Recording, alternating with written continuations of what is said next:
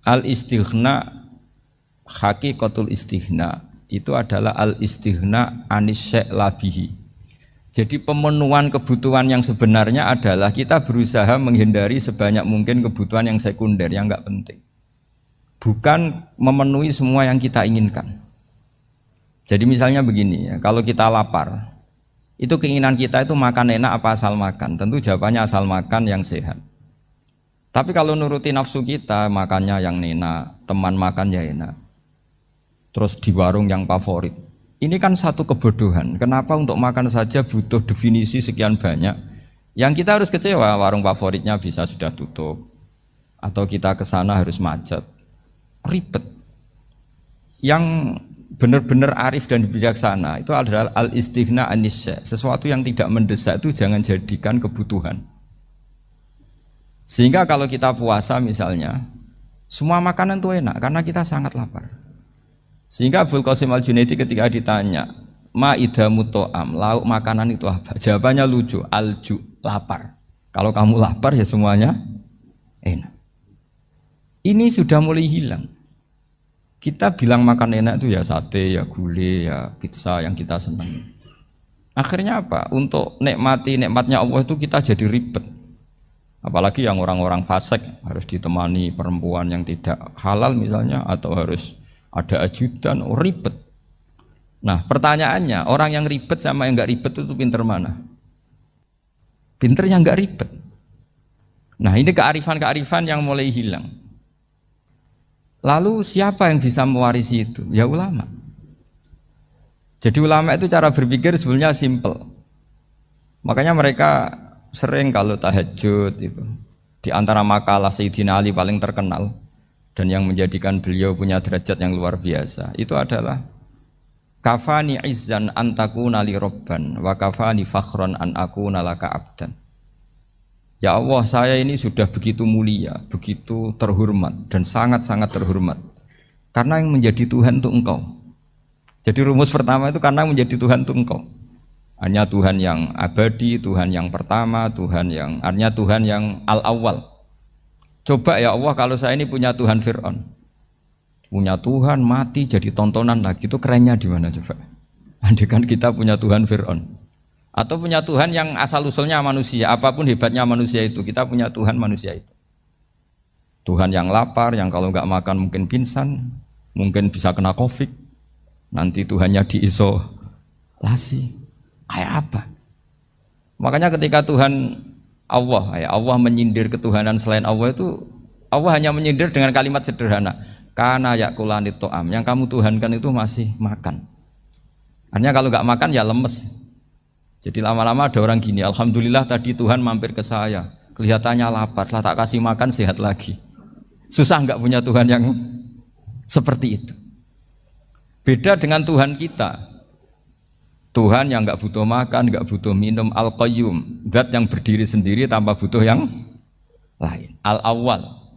Sebelum ada langit bumi sudah ada Tuhan kita yaitu Allah. Bandingkan dengan Tuhan-Tuhan yang dipertuhan yang lain, yang adanya setelah bumi, misalnya Fir'aun dan sebagainya. Sehingga Sayyidina Ali pertama jadi kebanggaan apa? Kafani izzan antakuna li robban. Saya ini keren betul karena punya Tuhan yaitu Engkau. Tuhan yang lahul asma'ul husna, Tuhan yang semuanya punya kebaikan, punya keabadian, punya keagungan. Terus wa kafani fakhron an akuna laka abdan, dan saya bangga sekali karena saya menjadi hambamu. Kalau saya jadi hambanya Pak Rektor ribet kan? Sudah tak hormati ternyata nanti tidak rektor. Ya kan ribet kan? Terus pokoknya ribet. Jadi budaknya manusia itu ribet. Makanya ada seorang wali datang ke temannya yang jadi presiden atau jadi raja. Datang ke situ karena tidak punya uang, mau minta uang karena temannya raja. Setelah sampai sana ternyata temannya ini karena orang soleh pas berdoa, ya Allah saya minta ini, minta ini, minta ini. Terus si wali tadi pulang. Kenapa kamu pulang? Ternyata dia sama, masih minta-minta kayak saya. Jadi sederhana dia. Sama-sama minta kamu, minta zat yang kamu mintain katanya. Jadi dulu itu orang itu sebegitu dekat dengan Allah. Sehingga si raja ini terus ketemu wali tadi tanya, kenapa kamu menyepelekan saya padahal sekarang saya raja. Terus ditanya sama wali tadi, karena temannya, Kalau kamu di padang pasir tidak bisa minum dan harus minum 1 gelas, dengan ongkos kamu harus mengasihkan semua kerajaan kamu demi minuman itu. Pilih mana, minuman apa tetap jadi raja? Ya saya milih bisa minum. Saya tidak raja tetap hidup, tapi kalau nggak minum mati. Bagaimana Anda bangga dengan satu kerajaan sing la yusawi kak samain, yang tidak sama dengan segelas air. Jadi artinya terus mereka melihat jadi raja itu ya biasa, jadi presiden biasa, jadi rektor biasa. Karena mereka biasa berlogika hakikatul izzah itu ya taqarrub ila Allah, yang benar-benar terhormat itu ya dekat dengan Allah. Begitu seterusnya mereka bikin paradok-paradok yang aneh, tapi itu menjadi pelajaran. Bapak saya Ki Nur Salim itu senang baca anekdot Nasiruddin Koja. Itu kalau bikin orang-orang aneh, itu dia datang ke satu pesta, pakai baju lusuh, pakai sarung lusuh atau celana lusuh, sama Sohibul Bait yang punya acara dibiarin. Setelah dibiarin dia pulang pakai jas, pakai dasi, pokoknya keren. Dihormatin, pakai alpat, pokoknya dihormatin. Silakan. Pas dia disuruh minum, minumannya itu disokkan saja ke sakunya. Jas, kamu harus minum yang banyak, karena kamu yang dihormati, bukan saya. Terus makanan ya semuanya diletakkan di saku, ada nggak apa? Ayo kamu makan yang banyak. Alpatnya juga gitu, dikasih sate apa? Ayo kamu makan yang banyak. Mereka tidak melihat saya, melihat kamu. Akhirnya orang satu pesta itu istighfar semua, berarti kita ini salah. Terus dia pidato, kenapa kamu uang gitu? Tadi saya datang, orangnya sama. Gara-gara beda pakaian, penghormatannya beda. Berarti yang berhak dapat makanan ini jasa ya, bukan saya. Betapa naifnya kita sebagai orang. Ternyata kita masih hormat sesuatu yang seperti itu, yang atribut lah. Jadi orang-orang sufi itu orang yang bisa menertawakan dunia. Akhirnya ya, pertama dia dianggap orang gila, masa jas dikasih makan, dikasih minum. Tapi secara fikih dia benar, haram dia makan. Karena pas dia datang dibiarin, setelah pakai jas dikasih makan. Berarti hakikat yang dapat rezeki siapa? Jasnya apa orangnya? Jasnya apa orangnya? Jasnya. Jadi itu orang-orang sufi, kearifan orang-orang dulu itu bisa ngelola hal-hal yang keseharian menjadi luar biasa. Ada seorang wali melihat istrinya makan 1 piring, anaknya makan 1 piring, ditanya, kalian kenyang? Wah kenyang sekali. Melihat anaknya minum kopi 1 cingkir, senang, kalian senang sekali. Wah kalau senang dengan hal-hal yang murah bisa, ngapain harus senang dengan hal-hal yang mewah, bodoh sekali saya. Sehingga terus mereka bisa qanaah. Qanaah itu ya hidup itu simpel, sederhana.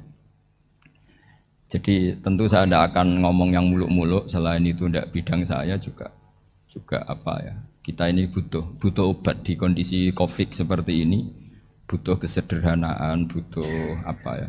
Istighna tadi. Kita harus istighna billah an ghairillah. Jadi sudah cukup bahwa Allah ini segalanya. Sehingga tadi saya dengarin himnenya Unisula, yang paling saya kagum adalah dimulai dengan kalimat-kalimat thayyibah. Di antara tugas suci Nabi Ibrahim dan semua Nabi adalah wa ja'alaha kalimatam baqiyatan fi aqibih. Nabi Ibrahim itu Nabi yang diberi gelar Allah. Dia adalah Nabi yang menjadikan kalimat tauhid itu kalimat yang abadi. Fi akibih, di anak turunnya, di semua generasinya, baik anak turun karena gen maupun karena pembinaan, karena pendidikan. Ini penting sekali saya utarakan karena apa? Satu kehidupan itu sebenarnya digerakkan oleh kata-kata, oleh moto kalau orang bahasa modern. Sehingga banyak ulama mengatakan al-ibarat qutun li'ailatil mustami'in, bahwa redaksi atau moto atau pegangan hidup itu penggerak kehidupan. Sehingga sebetulnya manusia itu digerakkan oleh kalimah-kalimah itu, oleh moto-moto itu, oleh prinsip-prinsip hidup itu. Misalnya orang Palestina itu tiap hari ke pasar gitu. Mereka ke laut gitu. Ditanya, kenapa tidak takut tembak Israel? Jawabannya lucu. Kena tembak ya mati, enggak makan ya mati. Enggak kerja ya mati. Ya sudah sama-sama mati ya mendingan aktivitas normal. Tapi saya tidak menyarankan itu untuk melawan Covid. Ini cerita saja. Kamu jangan provokator itu.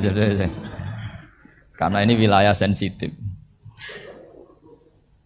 Jadi banyak orang yang poligami. Kalau ditanya alasannya gitu, istri 1 ya cerewet, 2 ya cerewet, mendingan 4. Ya banyak ya gitu. Tapi ada yang kebalikan, istri satu cerewet saja hampir jantungan, apalagi 4, tinggal matinya kan gitu. Itu semua yang menggerakkan itu kalimat. Kalimat itu satu pegangan. Banyak orang loh yang nggak ingin jadi rektor tuh banyak loh Pak Bejo. Jangan kira semua dosen ingin jadi rektor. Melihat rektor sibuk rapat, mempertahankan reputasi Unisula, terus sering pegang kepala. Ngapain repot-repot? Jadi tukang sapu aja dapat gaji, ngopi, rokokan, selesai. Bodoh amat jadi rektor, mikir orang banyak. Banyak loh orang yang gak ingin jadi presiden tuh banyak. Karena ngopi nyaman, gak ada yang ganggu. Mau tidur sampai jam 9 siang juga gak ada yang ganggu. Sehingga mereka melihat pegawai negeri itu gak keren, orang kok diatur jam, disiplin. Itu memang cara Allah membagi rahmat. Mau kamu apakan coba? Cara syukurnya dia seperti itu. Bapak saya dulu tuh sering ngajarin saya, diajak jalan-jalan pagi-pagi. Melihat orang ngopi, makan uduk itu bapak seneng. Kok enak jadi wong awam. Ngene esuk-esuk nyemak bocah kesel kabeh kono enak ngopi rokokan. Bapak kadang iri sama orang awam itu iri. Sudah gitu berharap masuk surga kan enak sudah gitu. Tahu-tahu mati, tidak tahu ke surga apa ke neraka ya tidak tahu. Jadi nah, orang dulu itu orang yang bisa mensederhanakan dunia. Sehingga ya sudah, cara bahagia. Makanya saya, alhamdulillah saya ini kerjasama sama UII, sama beberapa kampus. Memang amdan itu sengaja. Kampus itu ya punya sistem yang nggak bisa mewakili sistem kiai. Kiai juga punya sistem yang nggak terwakili oleh kampus, juga sebaliknya, saling melengkapi. Saya sering ketemu rektor UII, rektor kampus-kampus Islam. Mereka cerita, Gus, pendidikan pondok harusnya dimodernkan gini-gini. Saya bilang, kalau pondok modern kayak kampus itu nanti saya ketemu Allah tidak bisa jawab. Kenapa Gus? Saya beri contoh gini. Kalau misalnya perempuan perawan lah atau apa saja, namanya perempuan, mau tanya tentang menstruasi atau haid. Kalau semuanya sistem kampus, dia harus kuliah dulu, registrasi dulu, kuliah dulu, bayar dulu, dan dapat jawabannya nunggu mata kuliah pas itu. Bandingkan kalau sistem pondok, saya tuh sering ke pasar sama anak saya dicegat sama ibu-ibu. Gus, anak saya ngalami gini-gini, keluar darah terus menerus, nggak 6 hari tapi 1 bulan penuh. Itu hukumnya apa Gus ya? Nanti saya mau sowan ke jenengan. Nggak usah sowan, di sini aja. Ya sudah, sebelum mengeluarkan darah yang rutin seperti itu biasanya haidnya berapa hari? 6 hari, ya sudah ikut yang 6 hari, yang lainnya istighatsah. Ngoten tok Gus, ya udah ya. Begitu terus di masalah udhiyah, Pak. Ya coba kalau semuanya pakai sistem kampus, daftar dulu, bayar dulu. Jadi ini nggak ada jawabannya, nunggu mata kuliah itu, baru dapat jawaban. Itu biasa nggak sholat bertahun-tahun karena belum ada jawaban tentang itu. Nah itu kalau misalnya orang mati, tahunya cara apa memulasara jenazah itu nunggu kuliah dulu, pas mata pelajaran itu dulu, baru menangani orang mati. Berarti orang mati itu tergeledak semua. Tapi kalau kiai kan enggak. Kesini orang mati terbakar, kalau dimandiin malah badannya copot-copot, itu gimana hukumnya? Ini ada orang mati Gus Kendat, ini disolati apa enggak? Ada orang mati apa itu oplosan ya, itu disolati enggak? So sering ditanya gitu. Gak usah registrasi Pak Rektor, gak usah registrasi, gak usah daftar, gak usah seminar. Makanya kalau orang kampus wani kiai itu ya kualat tenan itu, karena ini yang on time. Tapi pondok seperti saya ya ikrar seikrar-ikrarnya. Pentingnya kampus karena melatih efisiensi waktu, disiplin, tata kelola manajemen, sehingga kita ya hormat. Tapi tadi kita harus saling melengkapi, sehingga saya tunjukkan ke publik bahwa saya hormat sekali sama polisi, sama tentara.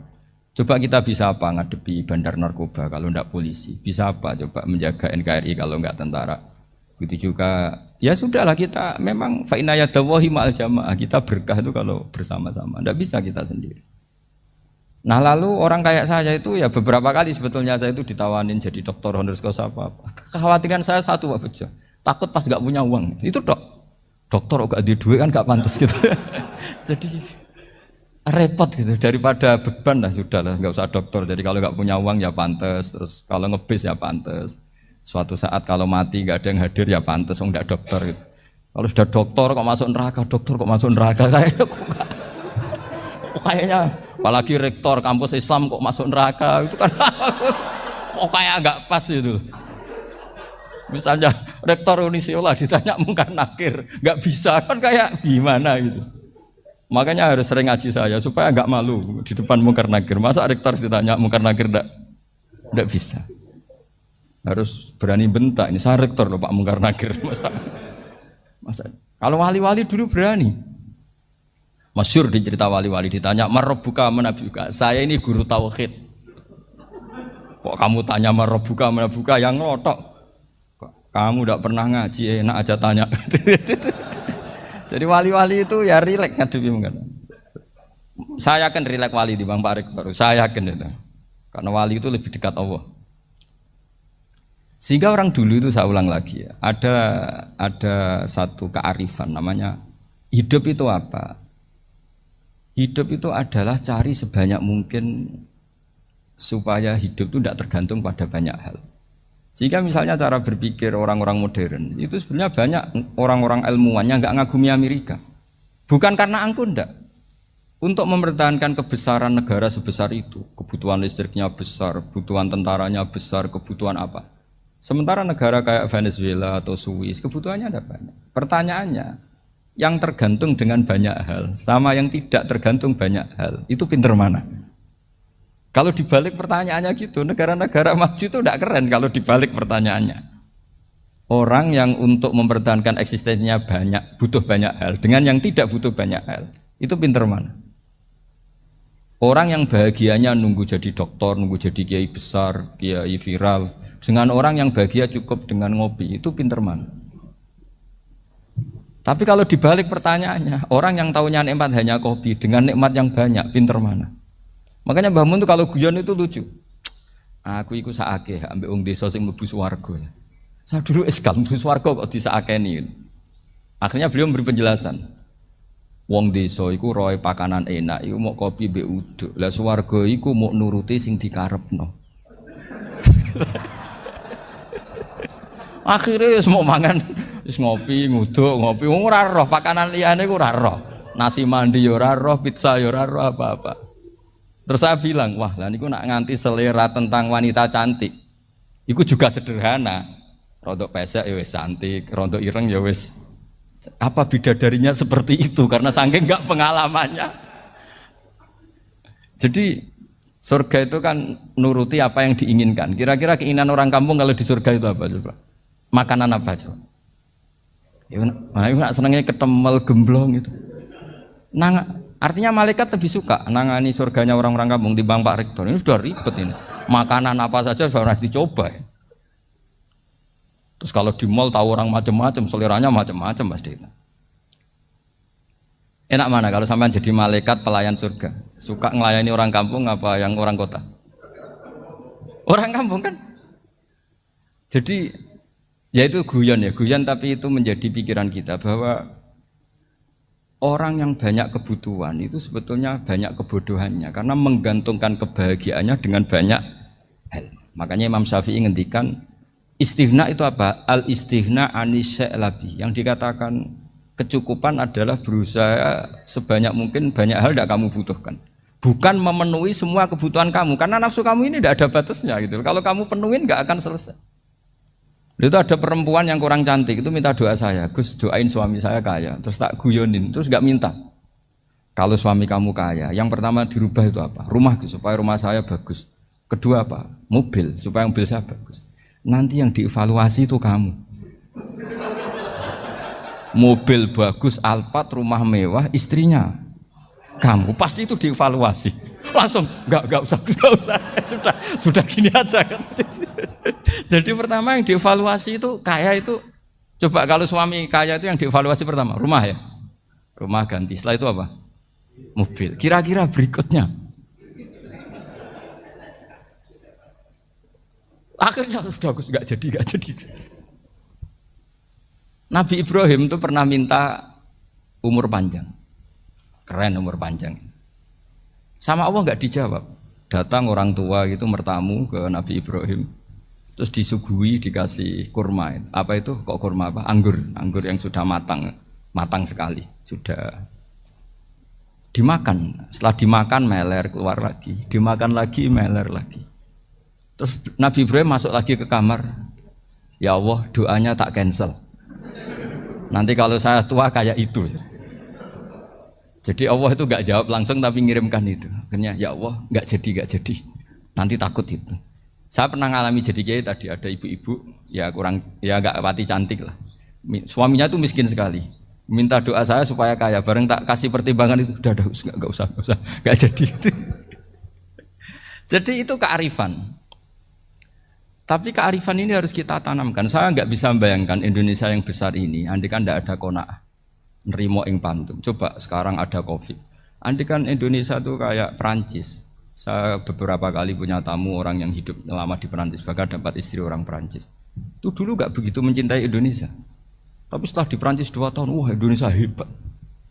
Di Perancis itu kata dia kalau cerita, semua kebutuhan masyarakat itu dibebankan ke negara. Apa saja minta negara, apa saja nyoal negara.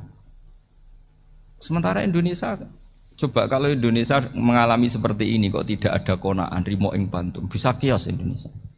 Orang miskin nyalahkan negara, kelaparan nyalahkan negara, apa saja. Tapi barokahnya dididik kiai, jogeman nyalahno wong liya. Urip pun romo ing pandum, diame. Sampai gak ngerti kalau Covid. Banyak tuh orang-orang kampung itu, orang lugu-lugu itu. Mbah niki saking Covid, salam ning Covid, muga-muga umure panjang. Dikira Covid itu nama orang yang ahli sosial itu. Mbah niki dana saking Covid. Matur nuwun sampekno salamku, muga-muga umur panjang. Bingung kan yang nganterin ini. Ini gimana yang mau menjelaskan? Memang enggak paham. Ribet kan. Tapi saya pastikan bahwa dengan keadaan seperti ini kita bahagia, kita stabil, itu jelas barokahnya kalimah tadi, moto tadi atau pegangan hidup tadi. Makanya disebut al-ibarat qutun li ailatil mustami'in, bahwa redaksi atau kata-kata atau pegangan atau filosofi hidup, apalah namanya itu adalah penyemangat. Penyemangat. Karena kata-kata ini memang luar biasa. Ketika sahabat perang demi kebenaran, zaman itu ya pasti benar karena yang dibela Nabi.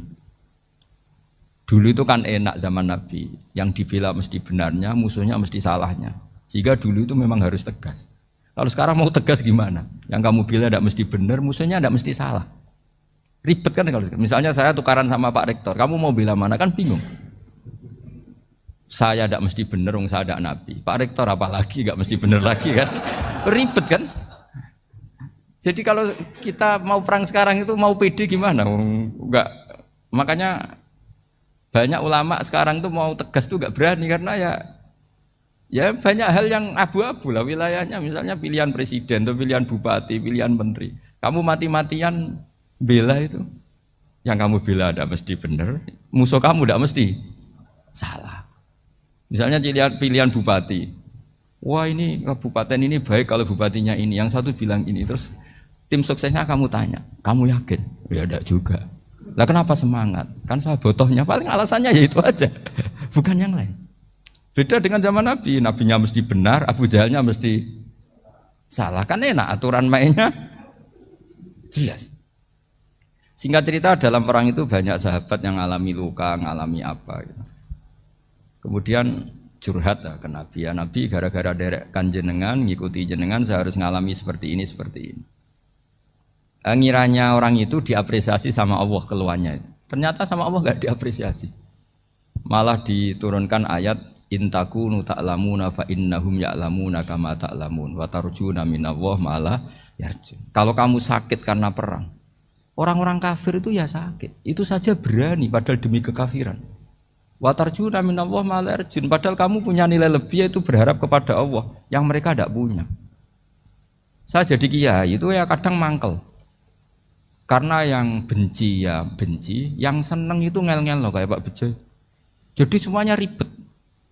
Lah iya, yang benci ya ganggu, yang seneng ya ganggu, tambah nemen. Seribet.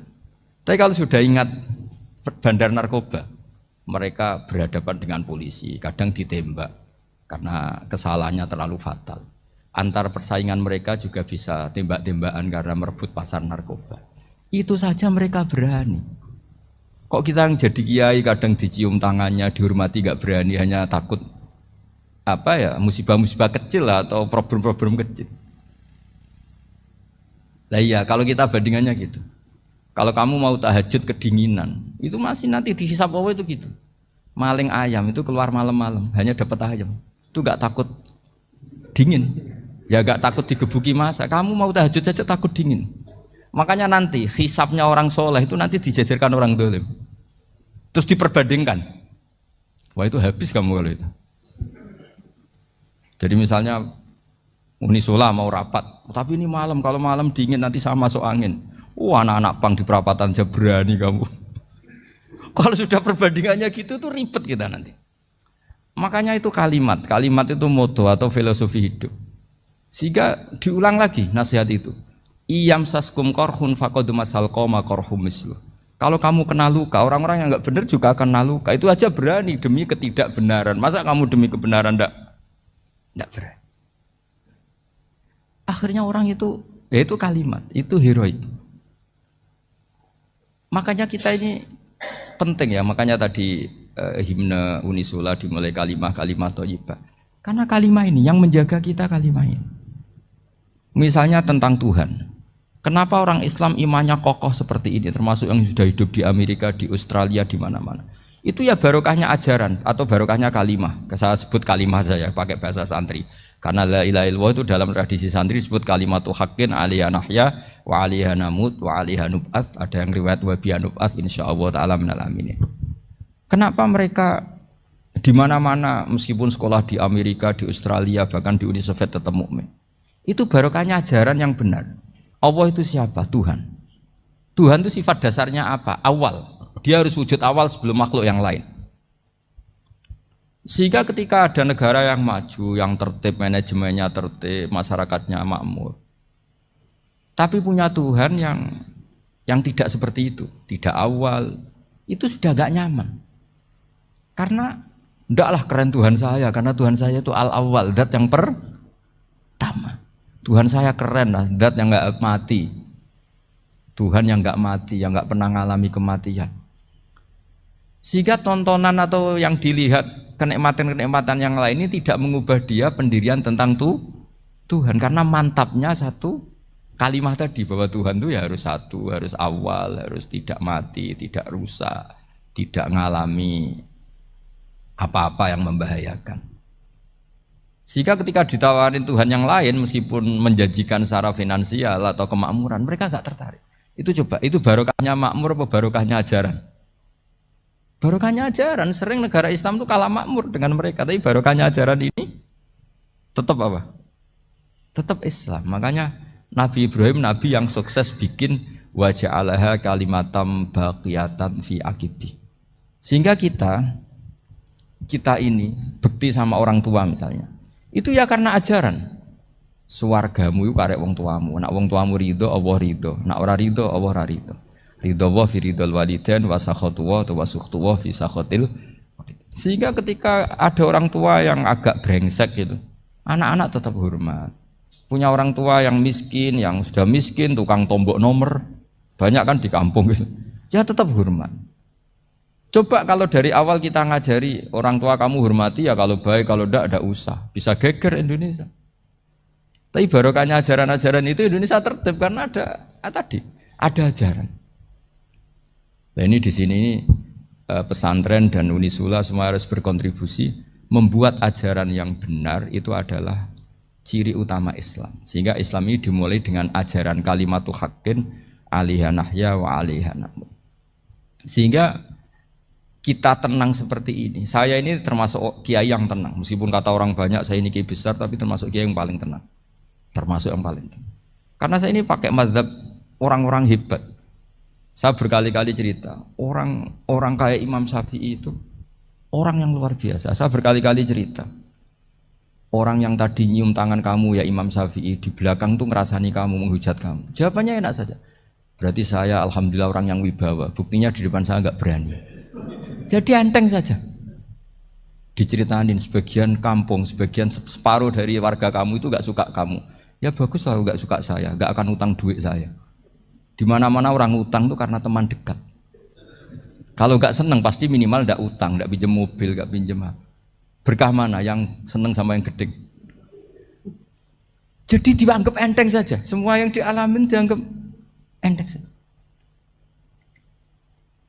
Misalnya punya istri pemarah, ya baguslah marahin suami. Kalau marahin tonggo malah ribet.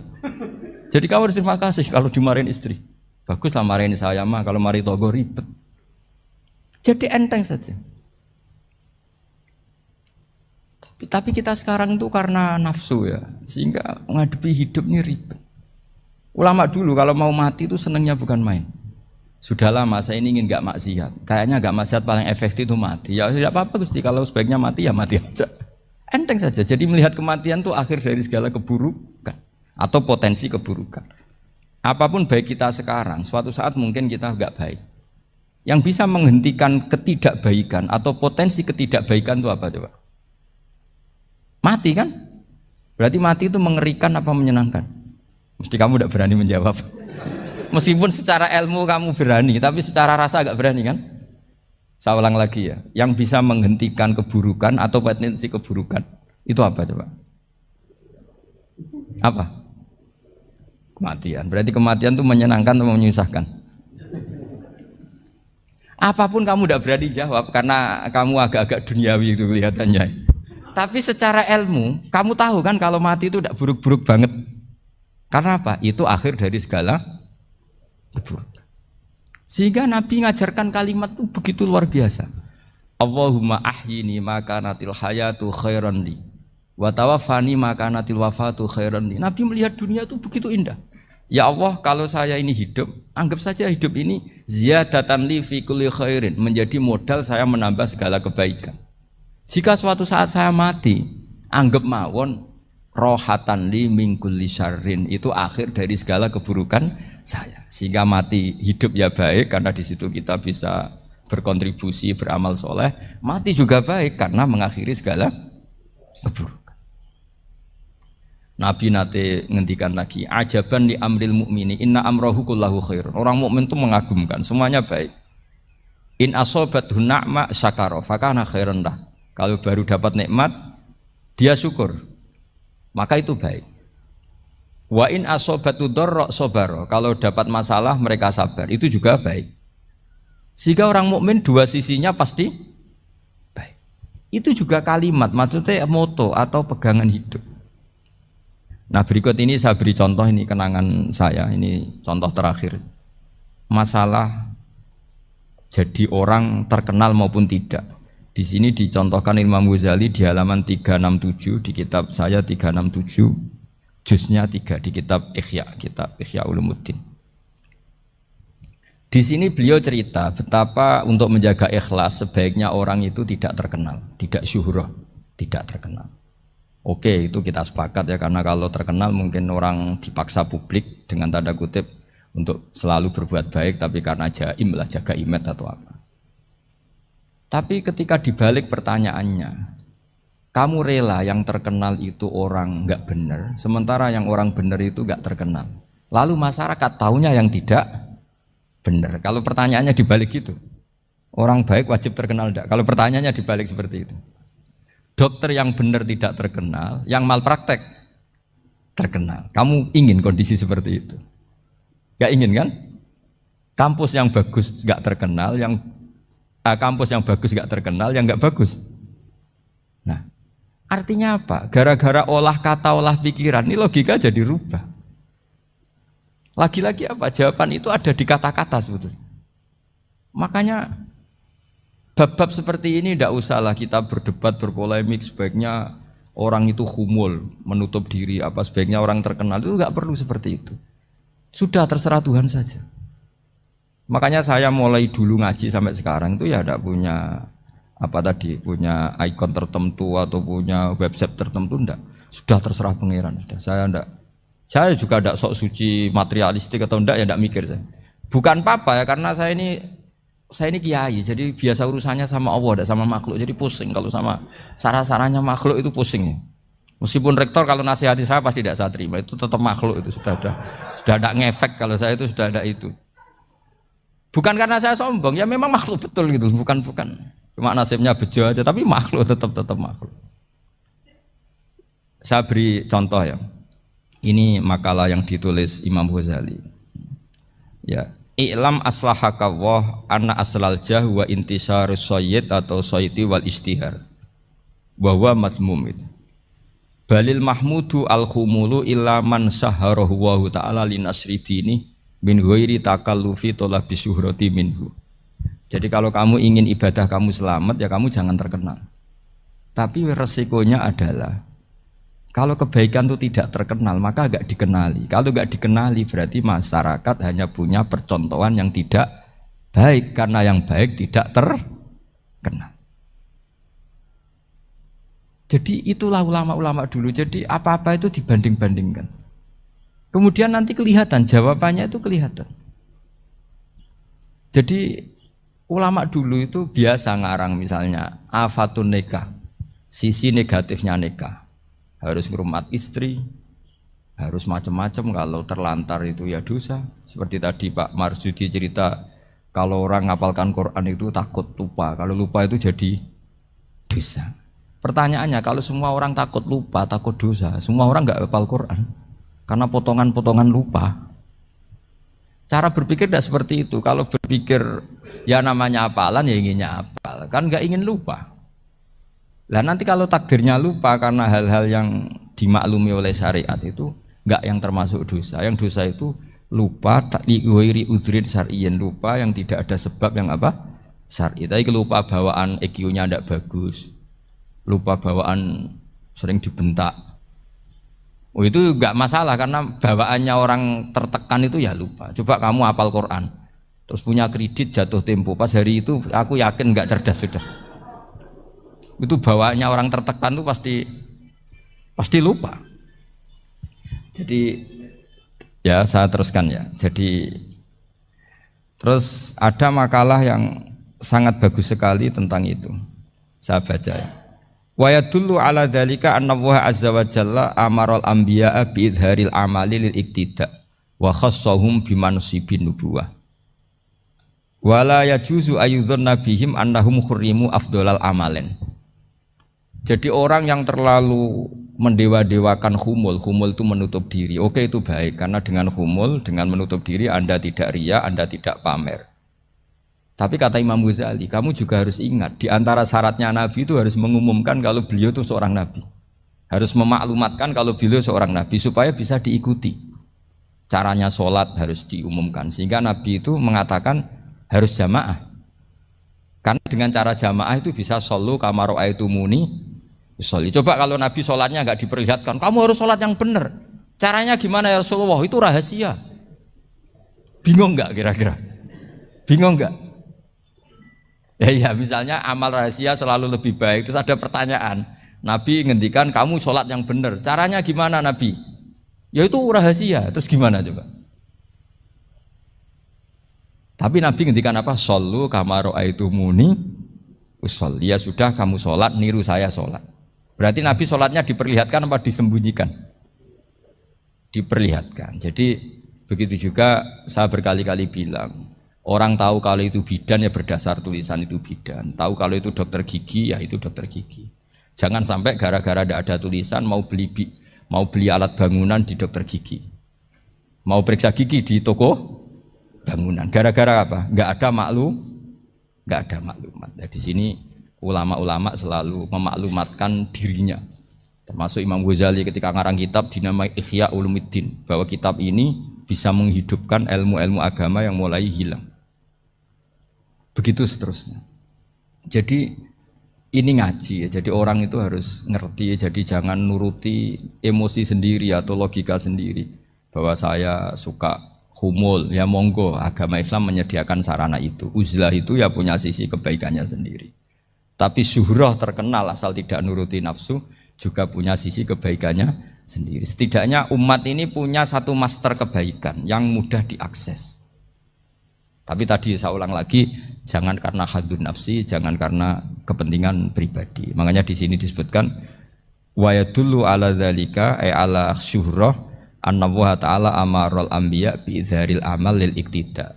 Allah selalu memerintahkan para nabi kalau ngamal kebaikan ya harus dimunculkan supaya bisa Yaitu tadi kita tidak bisa bayangkan kan kalau misalnya Nabi menyuruh kamu harus sholat yang benar, kemudian sholatnya Nabi sembunyi. Lalu ditanya, Nabi saya niru siapa? Wah itu rahasia, kamu nggak boleh lihat sholat saya takut tidak ikhlas. Ribet kan? Sehingga jamaah itu statusnya tetap harus. Nah bedanya harus ini ulama berpendapat harus yang apa? Fardu kifayah. Tapi fardu itu maknanya harus. Tapi bukan berarti kalau nggak jamaah sholatnya nggak sah, nggak. Tapi statusnya jamaah tetap apa? Harus. Nah barokahnya harus ini orang yang baru sholatnya langsung benar karena ada yang diikutin. Coba kalau mantan dukun baru sholat terus sholat sendiri itu mesti mirip mantra itu. Karena dia tidak ada master percontohannya.